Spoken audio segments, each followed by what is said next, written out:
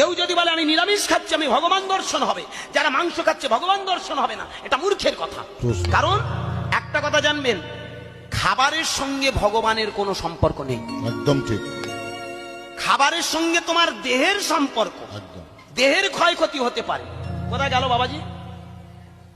আসবে?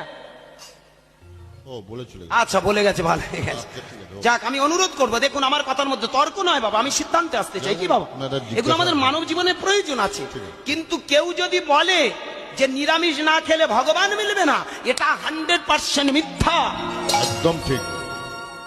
সেই খাবার খাও, ওই খাবার যেটা তোমার দেহের পক্ষে উপকার।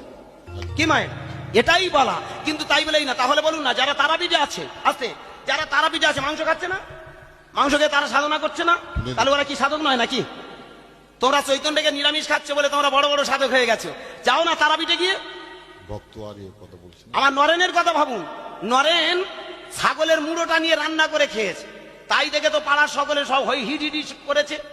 রামকৃষ্ণ ঠাকুরের কাছে এসে বলছে, হ্যাঁ গো, ইয়ে তোমার কেমন ভক্ত, কেমন ছেলে, এই তোমার ছাত্র, এই তোমার শিষ্য, এই তোমার ছি ছি ছি ছি।